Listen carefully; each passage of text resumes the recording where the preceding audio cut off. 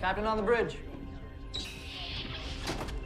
Alright, Captains, we are back on the bridge, and today we finally got some new information of the upcoming content drop for Stormfall.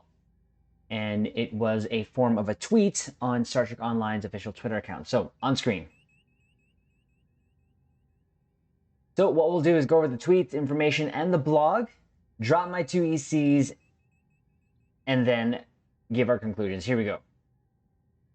So, in the heart of the Storm event, you'll measure against a collection of our best Mirror Universe content and unlock a powerful ground set based on the ruthlessness of Mir Kumarke. That sounds cool. All right, here we go. Let's go over the blog. So, enter the heart of the storm. So this last scene here, this image here was from the last scene of Redshift. And holy cow, kind of made me sit on the edge of my seat because of course, the scene, of course, spoiler warning if you haven't done it yet, but please, Captains, do so. 3, 2, 1, spoiler warning. She was about to use that device she's holding, Ilea. Again, we're going to find out it's been really sort of a wait to get to this point to the next episode, but of course we know why. We've mentioned in previous videos, it's just scheduling, of course, of voiceovers and such. So here we go. Let's go over the blog. As part of our upcoming content release from May 10th, pretty close, Captain, that's next week, to June 9th, or PC Captains for now. Captains, PC Captains for now. And later this year for Console Captains. What did we say? Again, it's just weird how they can't... Like, these last events, we've been able to have synchronized things happen on PC and console. I don't know why they have to sort of stagger this now, but again, I'm not going to get into that. We've just said, sort of wish that they do it at the same time. A special event looms. Heart of the Storm. This new event will give an opportunity to drive back the Terrans and claim an epic reward, the Kumarke Visionary Ground Set. Read on to find out more about the event and its rewards. Event progress. Participating in this event grants daily progress towards the grand prize, the 4-piece Kumarke Visionary Ground Set. Obtaining the Kumarke Visionary Ground Set requires 20 daily progress, and captains can earn a daily progress once per account per day by playing either the new episode or Task Force Operation /TFO released this season, or any of the other episodes or Task Force operations in the event. In total, 4 available missions and 4 available TFOs reward daily progress. They are as follows. So, episode Firewall, Redshift, Blue Shift, which is new, or episode The Calling, which is new. So we get 2 new episodes with this. Woohoo! Then for the TFOs, we get Operation Wolf, one of my favorite ground TFOs. Upper Raidus, Forged in Fire, which is new, really, which is in a reimagining of Assault on Terra Nor. So we're losing Assault on Terra Nor, and we're getting Forged in Fire, which, Captains, we did a video on that. We'll link it here at the end. I'm looking forward to I'm looking forward to that because someone is going to be there. Just saying. And of course, counterpoint. These last events have had these 3. I'm not complaining. This is going to make it very or give a good option of just to go through the event. I know a lot of captains get burnt out these events. For me, again, Captains, it's hard for me to get burnt out because I'm enjoying myself. I'm having fun. And maybe that is just because I am just a very simple captain that it doesn't take much to make me happy. So again, we're going to get 4 episodes to do and or TFOs to do to get the progress. 2 episodes being new and 1, of course, being quote-unquote new but is reimagining. Once captains have obtained 20 daily progress on their account, they can claim the Kumarke Visionary Ground Set. After that, the event will still be playable, granting a scaling dilithium reward that begins at 8,000 dilithium ore and scales by 1,000 dilithium ore for every day you participate in the event, up to a cap of 50,000 dilithium ore per day. Captains will also be able to have the option to purchase their remaining progress in the event with Zen. The price for this blowout will be prorated based on the amount of progress a captain has completed. So there's a picture there of the set. It looks like something we could sort of already have in game, because I know I have these pieces here already, and I believe that was from the Iconian. I believe, if I'm not mistaken. Iconian? No. This piece here, maybe I'm thinking of another set, sorry. Possibly with the Comarque stuff and all that since we've met her, but I'm pretty sure I've seen this already. I don't personally like it. That's just me. My ground Barbie is pretty bad, to be honest, Captains. But it's cool. I'm more interested in this set, so here we go. Let's go over this.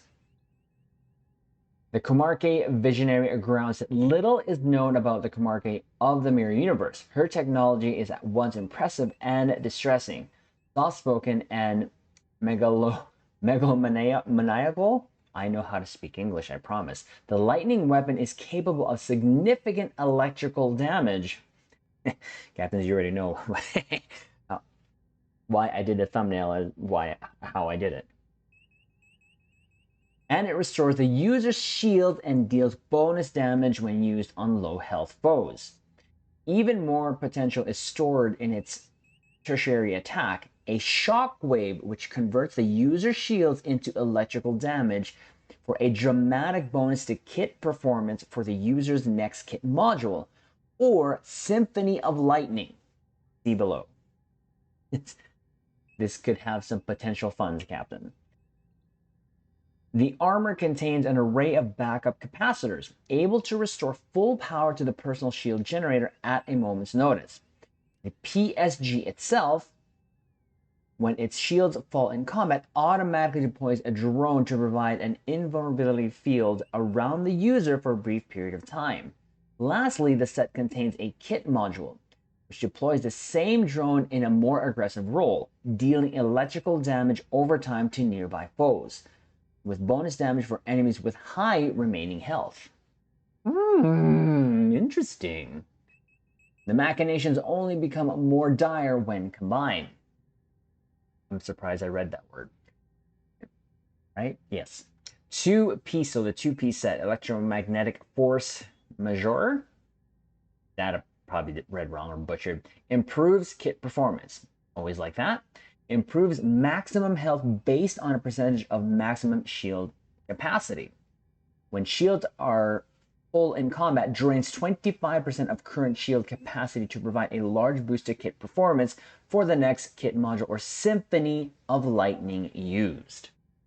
So the three pieces is here. Symphony of Lightning marks up to 8 foes in a cone in front of the user, then strikes a random mark foe with lightning several times. That's a bit overkill, no? Plus an additional number of times based on kit performance. Oh, jeez. Holy man. Both struck repeatedly take slightly reduced damage per additional bolt. So this is going to be a visual gasm of lightning strikes. Just saying. 4-piece, power overwhelming. Further improves kit performance, improves electromagnetic force majeure's bonus to health, improves electromagnetic force majeure's bonus to kit performance when draining shields, improves shield recovery by using the weapon on low health targets.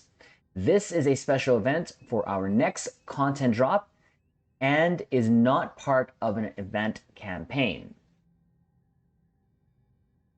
Interesting. This is like the second quarter already and we don't have an event campaign.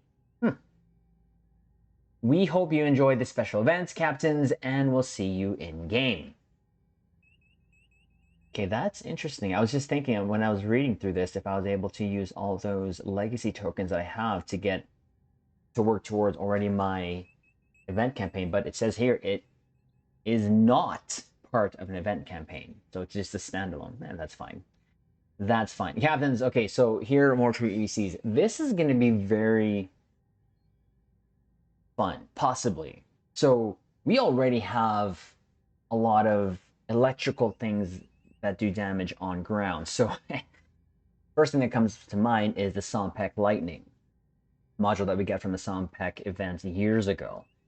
And I love using that, of course, in the boss battle zone. Captain, you've already seen that in our previous video when we gave our ECs on how to do the boss battle zone. But that's fun. There's also that module kit from the summer store, which is the lightning balls or balls of lightning. Probably said that wrong, and I'll probably get trolled for that, but it is what it is. So on top of that, just for fun, you add this. Holy gee. It's gonna be hilarious. That's just gonna be funny. Having all those things synchronize and just have a whole Star Wars lightning symphony go on. That's all I come up with. I say Star Wars because that's the first thing that came to mind, and that's why I kind of put Emperor Palpatine there on the thumbnail, just because it'll that's just what it's gonna be. Literally lightning force powers in Star Trek Online.